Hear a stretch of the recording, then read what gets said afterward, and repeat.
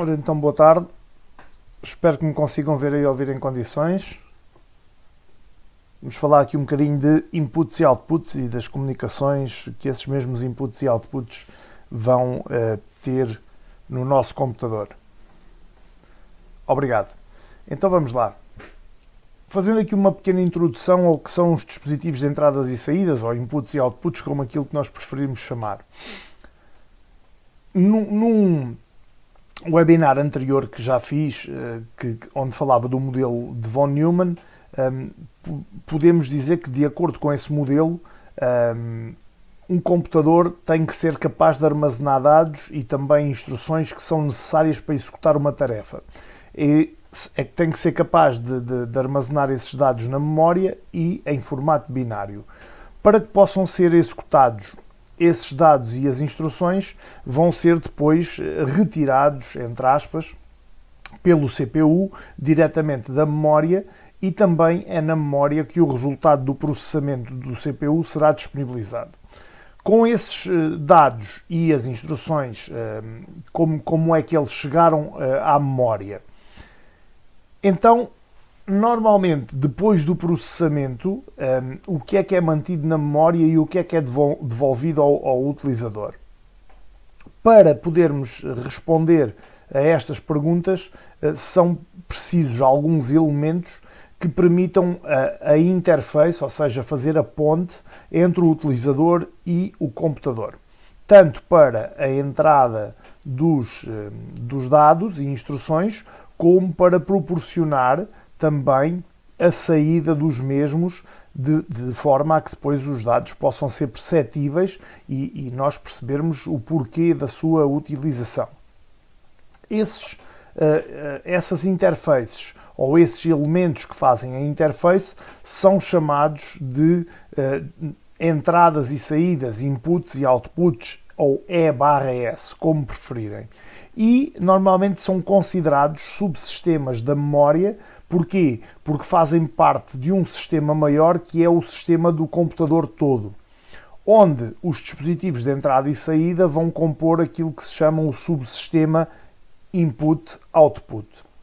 Segundo os especialistas da informática, este subsistema de input e output tem duas funções que tem que poder realizar: converter informações de entrada e saída numa forma inteligível para a máquina, ou seja, se estivermos a fazer inputs, ou então para o utilizador outputs. Também receber ou enviar informações para e de ou do meio exterior. Estas são as duas funcionalidades, portanto, do sistema ou do subsistema de inputs e outputs. Receber ou enviar informações ao meio exterior e converter essas mesmas informações numa forma inteligível, quer para a máquina, quer para o utilizador. Dentre os diversos tipos de entradas e saídas, podemos facilmente citar teclados, ratos, monitores, impressoras, webcams, modems, discos externos, pendrives. Todos esses dispositivos são dispositivos de input e output e que se ligam ao CPU e à memória RAM através daquilo que é o barramento, ou seja, os barramentos é que vão ligar esses dispositivos. Podem ser classificados em duas categorias: entrada ou saída. Entrada, por exemplo, o teclado, o rato, a webcam, o modem, o disco rígido, etc. Saída, as impressoras, os discos também são de saída, portanto são ambos, e também as impressoras e os monitores.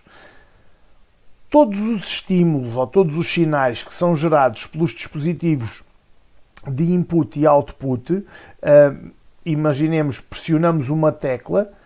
Ao pressionarmos uma tecla, esses estímulos ou esses sinais são convertidos em sinais elétricos com diferentes intensidades, e sendo que esses sinais podem representar valores 0 ou valores 1. Os dispositivos de entrada e de saída vão apresentar então diferentes características e isto torna a comunicação entre o CPU e o periférico por vezes complicada. Se isto fosse realizado, ou claro, se esta comunicação fosse realizada de forma direta e individualmente, ou seja, imaginemos que o CPU tinha que comunicar diretamente com o teclado, depois tinha, não faz mal, boa tarde, tinha que comunicar também diretamente com o vídeo, diretamente com o rato e assim sucessivamente. Então, isso tornaria os processos muito mais lentos. O que é que se pode fazer para isto? O que se pode fazer para isto é as entradas e saídas não comunicam diretamente com o CPU, mas têm intermediários que vão fazer essa comunicação e vão fazer esse processo de gestão, nomeadamente os IRQs, nomeadamente também as memórias e o próprio sistema operativo, que também vai funcionar como intermediário entre esses hardwares, entre esses inputs e outputs, e que vai mediar também a sua ação até chegar ao CPU. Como apenas curiosidade, posso aqui só referir, por exemplo, quando nós estamos a trabalhar com um teclado, a sua taxa de transmissão em kbytes por segundo é de 0,01. Mas, por exemplo, se for uma placa gráfica, se for um vídeo, já estamos a falar de 60.000 kbytes por segundo, no mínimo.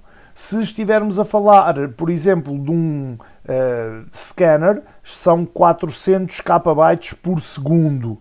E aqui temos só apenas alguns exemplos. Por exemplo, um disco rígido HDD, não SSD, mas HDD, vai estar com uma taxa de transmissão sempre entre os 2.000 kbytes por segundo e os 10.000 kbytes por segundo. De modo que há coisas que realmente as taxas de transmissão são mínimas e ocupam muito pouco tempo, há outras que realmente irão ocupar muito tempo e requerem mais recursos do nosso CPU, o que obriga também a diferentes esforços por parte da máquina. Além das velocidades, que acabei de referir algumas por curiosidade, também um outro aspecto que vai diferenciar estes dispositivos de input e output é a forma como comunicam. Ou seja, a comunicação entre o núcleo do computador e os dispositivos de input e output pode ser classificado como, por exemplo, uma comunicação em série ou uma comunicação em paralelo. A comunicação em série vai ser bit a bit, um a seguir ao outro, portanto numa fila, digamos assim, e a paralela pode ser transmitida ou recebida em grupos de bits de várias, ao lado uns dos outros, digamos assim, e simultaneamente, ou seja, vários conjuntos a serem transmitidos simultaneamente ao invés da transmissão série, onde apenas um bit é transmitido em seguida ao outro. Portanto, o paralelo vai acabar por dar taxas de transferência muito elevadas em relação ao série. Existem algumas diferenças relativas à parte elétrica da forma como são gerados os sinais e interpretados também os sinais de transmissão e, na prática, o CPU não se vai ligar diretamente com cada periférico, como eu referi há pouco, mas sim com os dispositivos que realizam a tradução e vão compatibilizar esses dispositivos com o próprio CPU. Portanto, esses dispositivos vão ser vários, mas a sua denominação mais comum é interface de entrada e saída.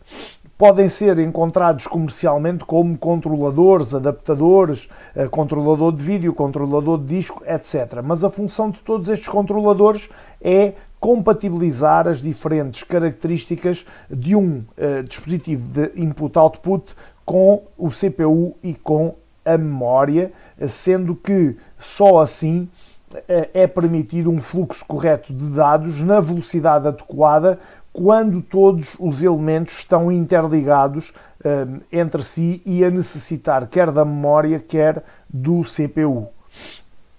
Então, podemos dizer que num sistema de computador há uma necessidade de fazer com que o CPU se comunique com a memória principal, com a RAM, e que os dispositivos de input-output, que já referi, também se liguem a estes dois componentes, ao CPU e à RAM, para poder haver transferência de dados.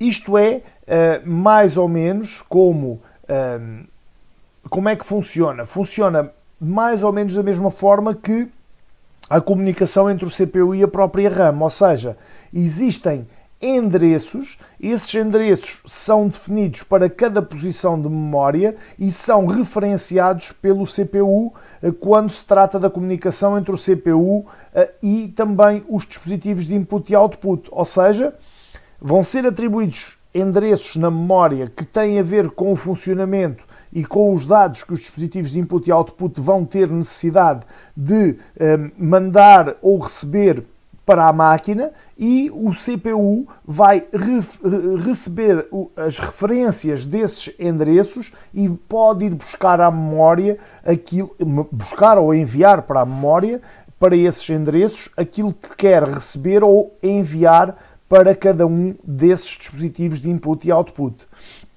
Cada dispositivo de input e output que esteja ligado ao nosso sistema vai possuir também um endereço, e esse endereço vai ser identificado como um endereço de porta de input-output, ou seja, cada dispositivo vai possuir um número de identificação que vai ser único no sistema do computador onde se encontrar. Dessa forma, se o endereço de porta ou se o endereço de input-output for um número de 8 bits, significa que poderemos ligar até 256 dispositivos ao sistema. Ora, só aqui molhar a garganta.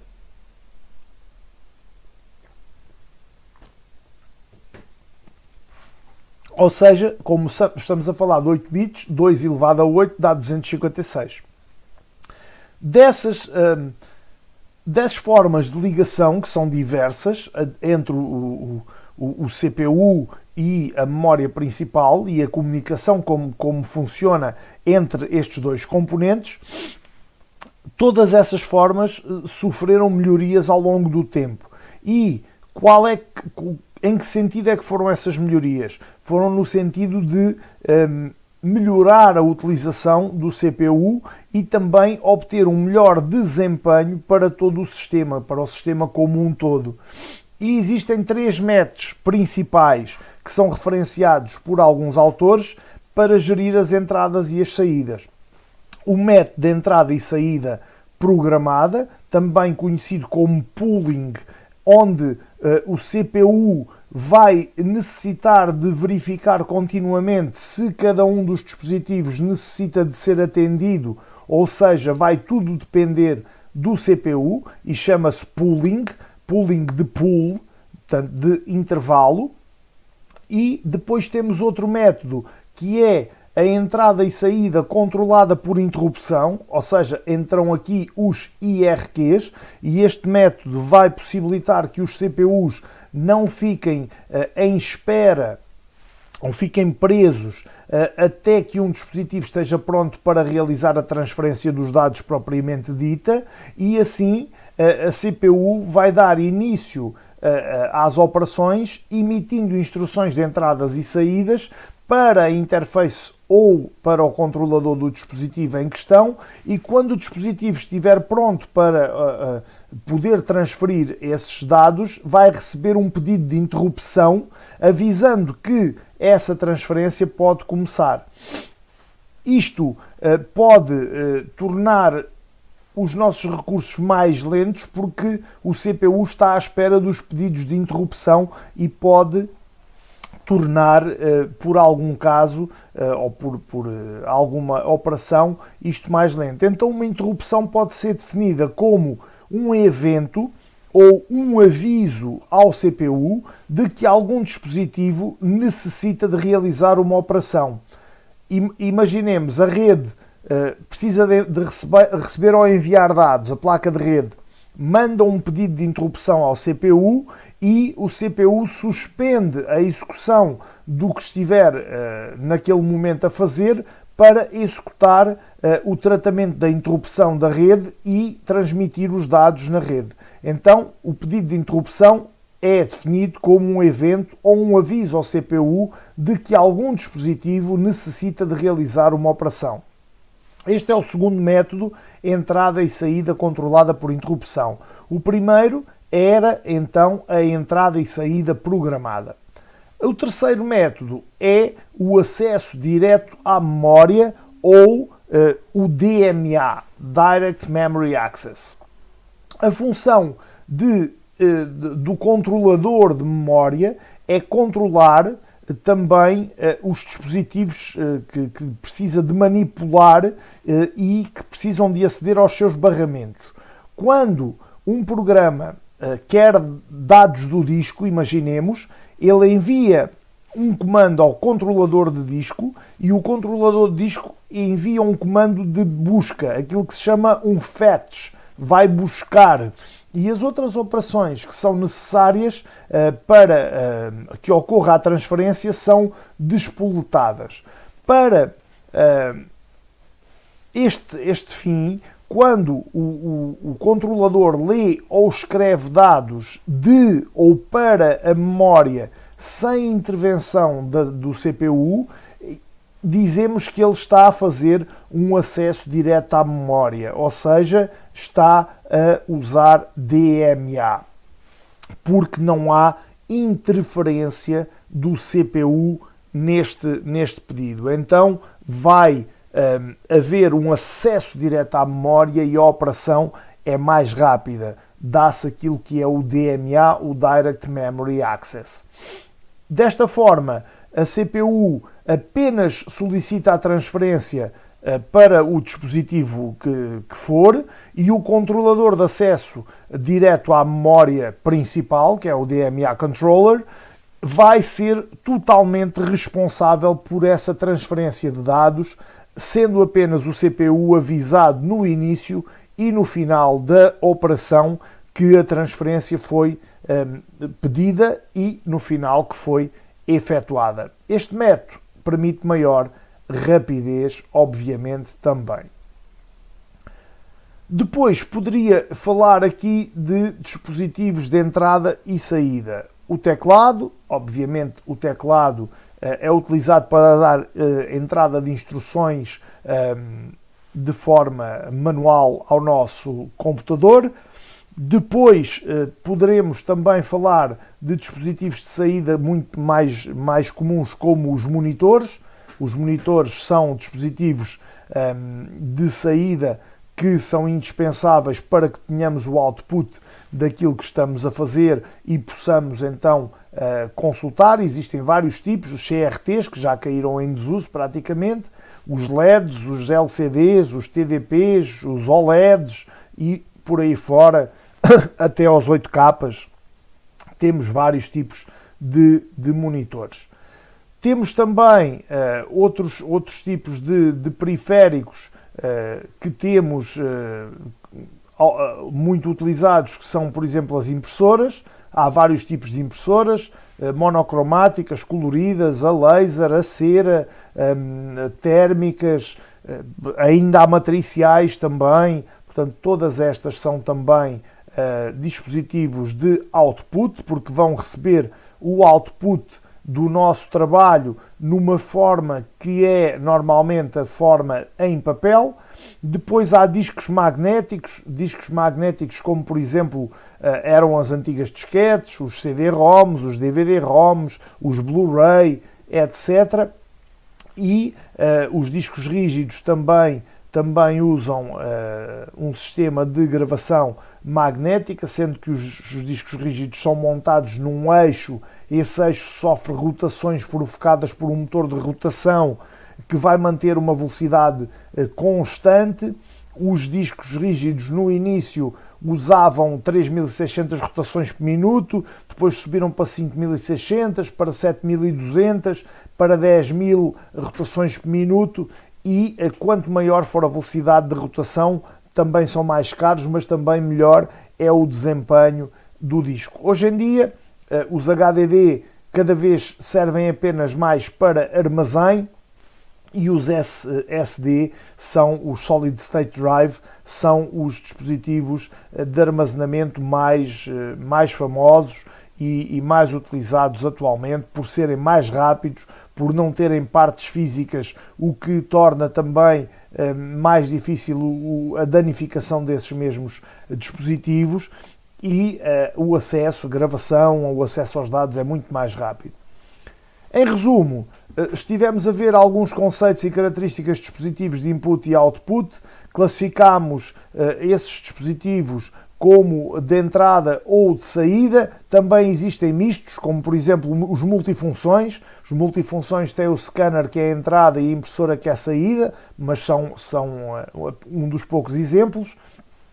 Temos também algumas observações que se podem considerar relevantes e fizemos ao longo deste webinar, que têm a ver com as influências na comunicação de dispositivos com o CPU e com a memória principal, com o acesso direto à memória, com também os interrupts, o IRQ, e as velocidades, as diferenças de velocidade na comunicação entre o CPU e os diferentes dispositivos de input e output, incluindo também grandes diferenças de velocidade dos próprios dispositivos.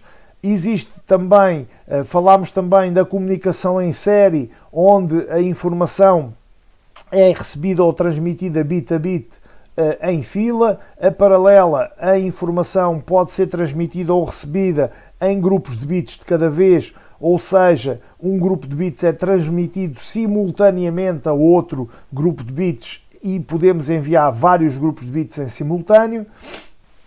Também vimos que o CPU, na prática, não se liga diretamente com cada periférico, mas com dispositivos que fazem a tradução e a compatibilização das características de dispositivos de input e output para o CPU e a memória principal, além de também fazerem outras tarefas de controle, daí o nome controladores. Alguns dispositivos destes são conhecidos como interfaces, controladores, por aí, e diferentes formas de comunicação entre o CPU, a memória principal, foram ao longo do tempo também propostas, sendo que temos três métodos principais: entrada e saída programada ou pooling, entrada e saída controlada por interrupção, e o acesso direto à memória DMA, que é o mais utilizado e o mais rápido. Vimos por último que o DMA consiste também em fazer com que o controlador de um dispositivo leia e escreva dados na memória sem a intervenção do CPU. E, no caso das interrupções, uma interrupção é um aviso que é feito ao CPU de que algum hardware necessita de transmitir ou receber dados. Por hoje, sobre este assunto, era o que tinha para vos trazer. Não sei se têm alguma questão que queiram colocar, se foi explícito, se precisam de esclarecer alguma dúvida, disponham, por favor, é para isso que cá estou. Obrigado eu por terem assistido. Esta semana foi um bocadinho mais curta, por isso não houve na segunda-feira. Na próxima segunda-feira cá estarei com mais um webinar, mais um tema diferente. Agradeço a vossa presença, um bom resto de semana, bom fim de semana e um grande abraço a todos, muita saúde para todos.